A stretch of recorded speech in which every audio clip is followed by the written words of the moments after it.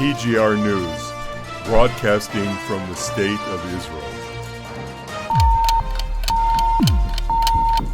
Welcome back to TGR News. Hello, hello.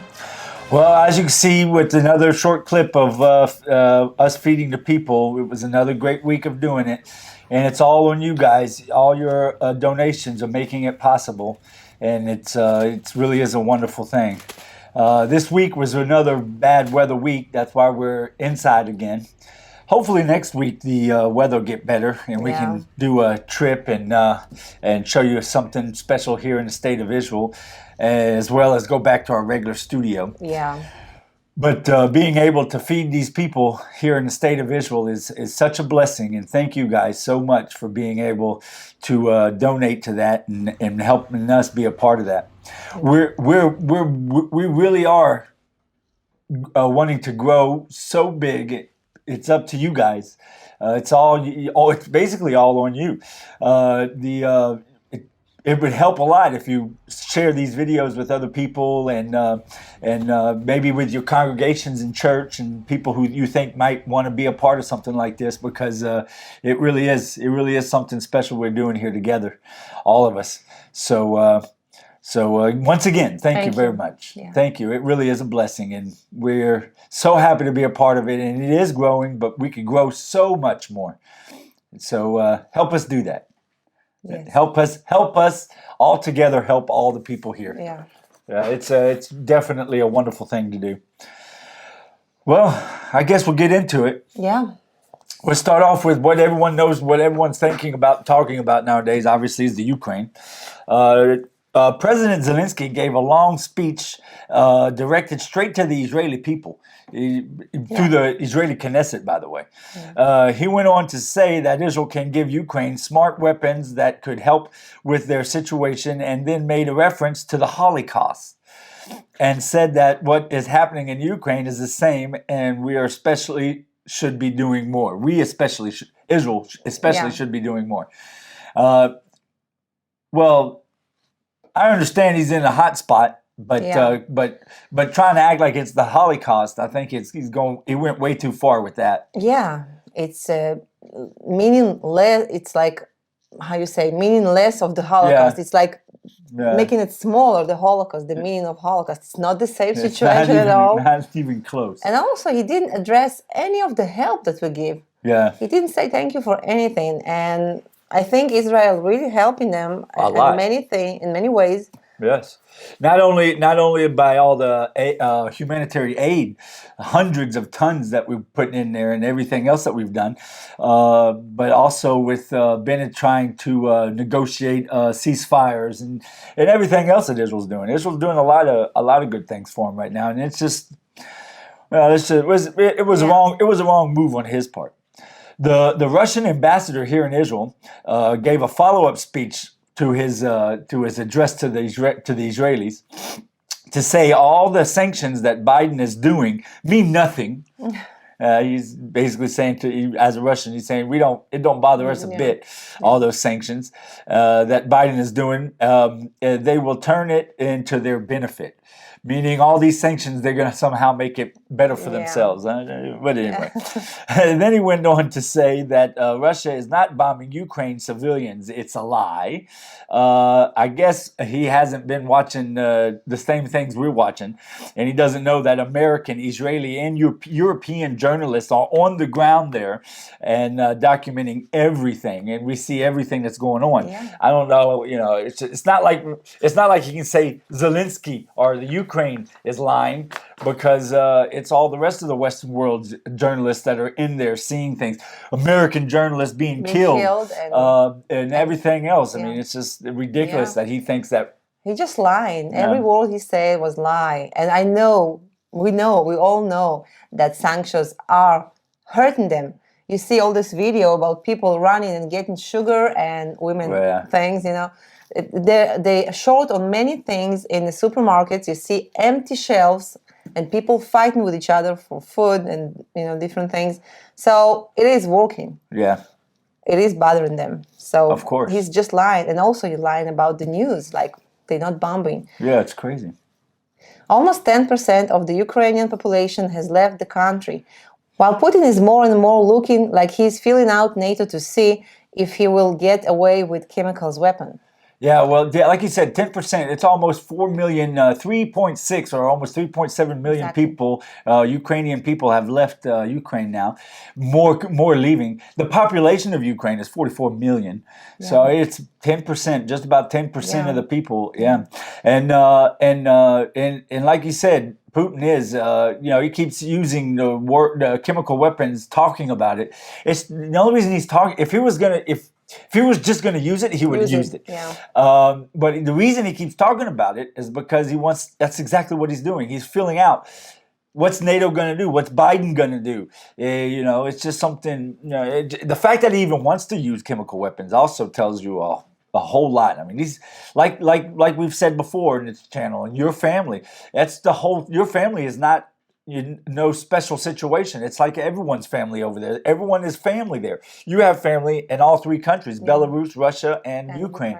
And that's the way most people are over there. Yeah. It's all one people, even, Exactly. So yeah. The fact that he's even thinking about using chemical weapons is insane. Yeah.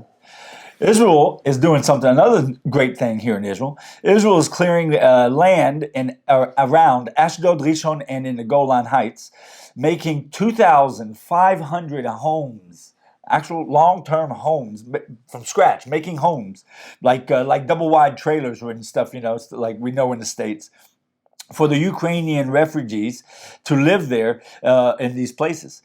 This will be a long-term situation for the Ukrainians that want to live in Israel and not go back to the Ukraine. Ones that want to make Aliyah and become Israelis. It's wonderful. It really is great. Yeah. Yeah. Also, I know many families that have refugees in their homes. They just, hosting families. They buy food and supplies for them, and many people I see on people who I know and people who I see just on social media sharing it. Families that came to them. They don't know the family. It's not their family. Yeah. They just so it helps a lot, and also the government do it. Like we said, the government is. They're trying to do the best we can in Humanitarian. Yeah. Israel has opened a large field hospital that cost us 28 million shekels in Ukraine next to Polish border, with over 80 doctors and nurses. They are hoping to cause the Ukrainians that need medical attention to come and get the help they need. Yeah, all the Ukrainians that are still afraid to leave the houses. There's a lot of sick people like with chronic diseases and stuff that need medical attention, regular checkups, regular all kinds of ordeals that need to be done to them. Regular things that happens in a normal situation, and they're trying to. They put this field hospital inside Ukraine, near the border, the Polish border. And it's a big field hospital, like you said, 28 million shekels to build it. So that's got to be a big one. It's not. So it's just a big tent with a lot of doctors, nurses, and a lot of medical equipment. And I even heard, I don't know, but I even heard about that there's also Israelis there who have going in and trying to get the sick people out of their houses to get them to the hospital. So it's really is wonderful. Well, this Ukrainian thing and the Russia thing, once again, I'll say it again, it's a horrible thing. And the only thing that I see out of it, that because I like to see the good things sometimes, but the only good thing, and it's not really good, it's just something not so bad that we've figured out through all this whole thing, is just how not as strong we all thought the Russian army really is. They're on for a month now trying to take Kiev. That's his main target from day one. And he hasn't been able to do it. He's had to ask Iranian and Chinese forces to come in and help him. And so far they haven't. And so he's probably end up going, who knows what's going to happen. But if he don't get any help, he'll either go crazy with chemical weapons or something, or he'll come up with a new narrative about how he had his plan was different from the beginning. Yeah. But the only thing is now we see exactly. I mean, we're not talking about Russia trying to take a city on the other side of the world with all the logistics of moving hundreds of thousands of troops and all that kind of stuff. This is right next door. Yeah. And if he can't take that, I mean, then, He didn't take Kiev. He didn't take Kharkov. He ruined Mariupol? Mariupol. He ruined the city, but he didn't take over. He just ruined it. Yeah. Yeah. So he didn't take many. He did take some of the that region yes, that this whole thing started with. That started, yes. Yeah. He took over this, but I think Ukraine even didn't Didn't really try. try Yeah, to. you could tell the Ukrainian army, their tactics were let this give a little bit of resistance, and then this is where we Start stop from them. here, yeah. It's even gotten to the point now, finally, where the Ukrainian army are no longer on defense and starting to go on offense, which is a big turn. Yeah. Well, that was Ukraine. So let's talk about Israel. Yeah. Let's get into some news that has to do with the state of Israel. On Monday, Prime Minister Bennett went to Egypt to meet with both Egyptian and United Arab Emirates officials to make what seems like a new coalition with the Middle Eastern countries that are against the Iranian nuclear deal. This summit was the first of its kind in history. This was a big deal, and I don't know. I haven't decided yet if it's good or bad. On face value, it looks like it's good, right? It's always good, to make coalitions, make friends, have like-minded people that don't like something like Iran being a nuclear power come together and try to figure out how to stop it. We'll see how that pans out, but it is absolutely historical. It's nothing like this has ever happened before.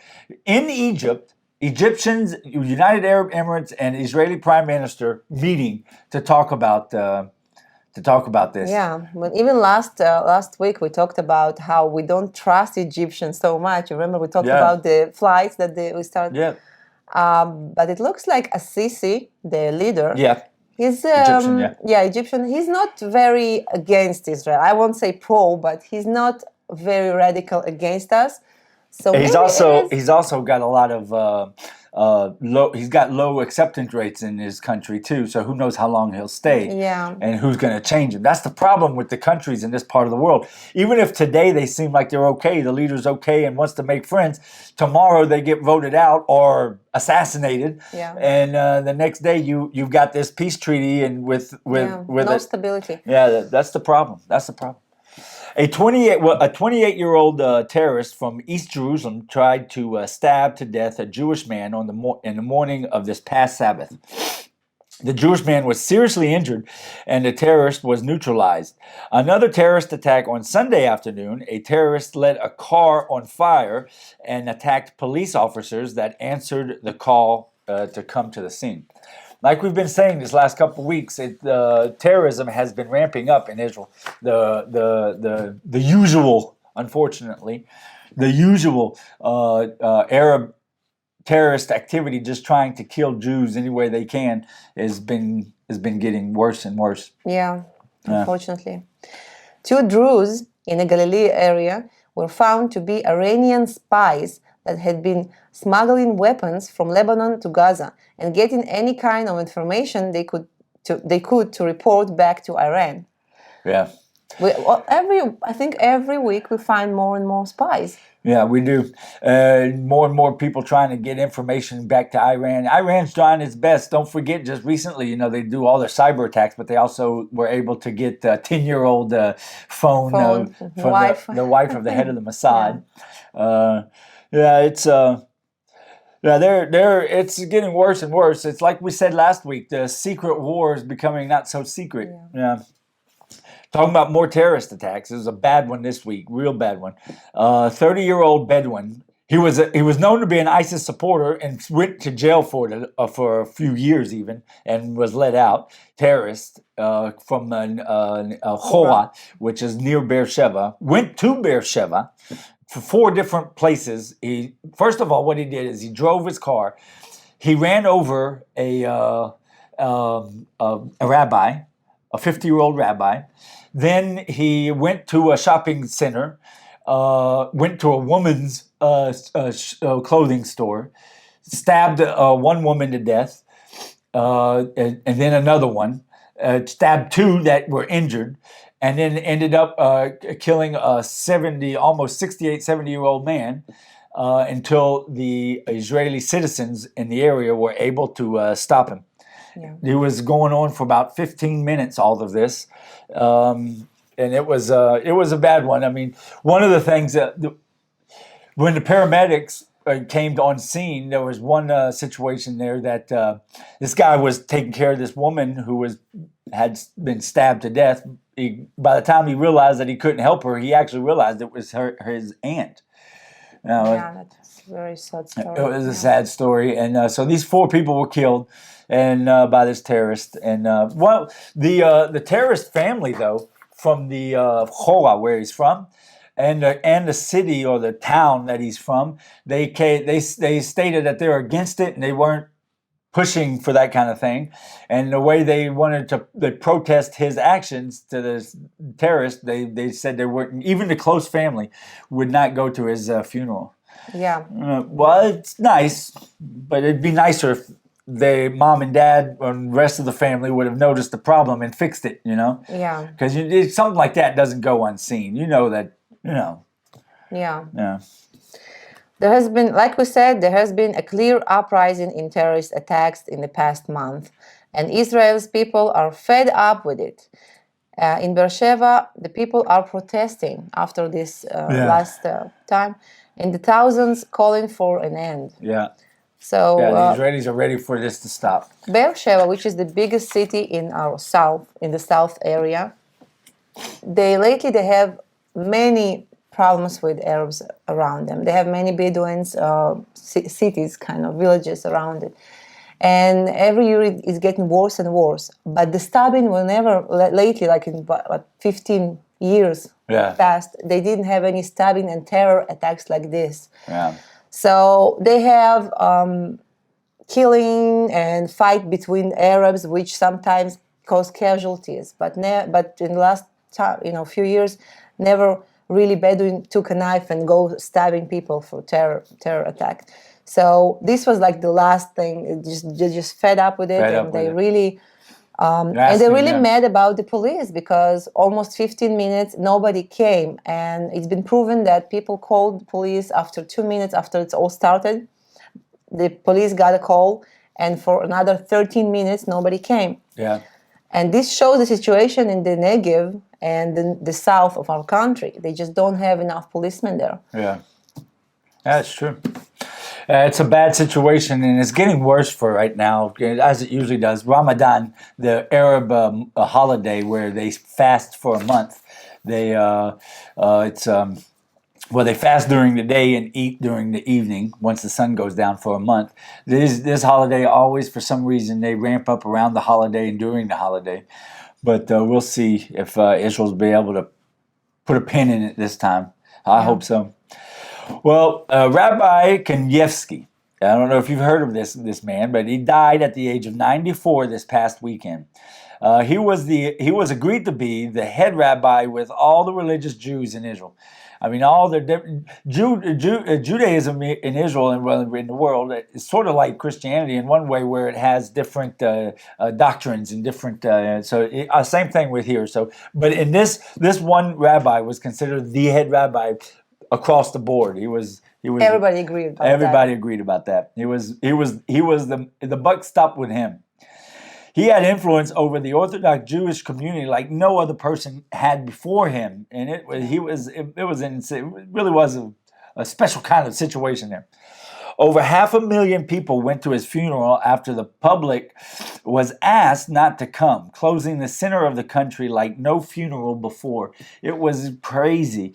I mean, this man was. All the leaders around here, the government leaders, went to pay their respects, and the police had closed the streets down literally like the morning before, and they still were able. 500,000 people were able to get there. So he died in 94. He was the big rabbi. And the guy, his successor, the guy who's changing him for now, is 98. Yeah. So I guess that won't be long. He'll be... we wish him longevity and long life. Long live the rabbi, right? Yeah. But But this rabbi was he was a well-loved rabbi in Israel, and like before him, I think the head rabbi was Ovadia Yosef. So we'll see if the next one is able to fill his shoes. Yeah. Prime Minister Bennett has still not moved into the Prime Minister house in Jerusalem. Instead, he has used taxpayers' money to turn his house in Ra'anana into a fortress that doesn't even allow protesters to gather like they can at the Prime Minister house.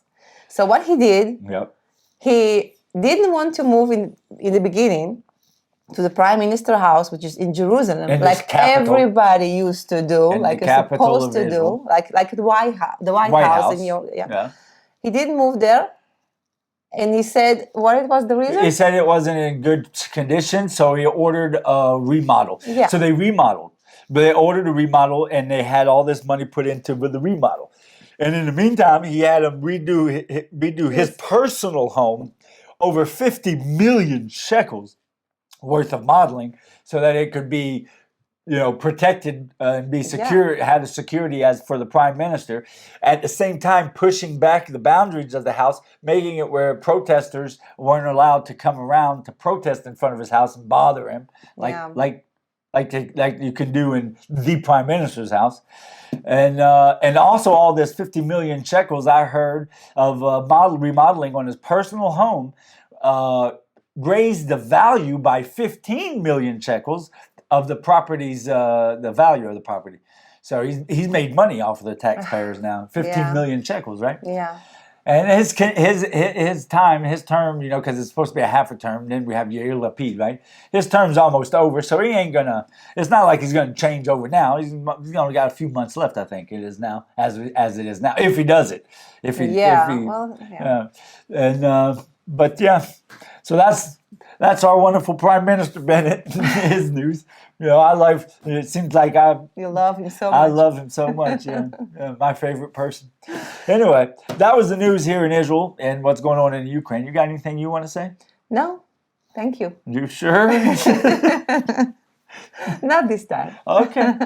Well, we are so blessed that you guys help us with this the ministry and the boat ministry and the feeding the people here in the state of Israel, and really is a blessing. And thank you so much for your donations.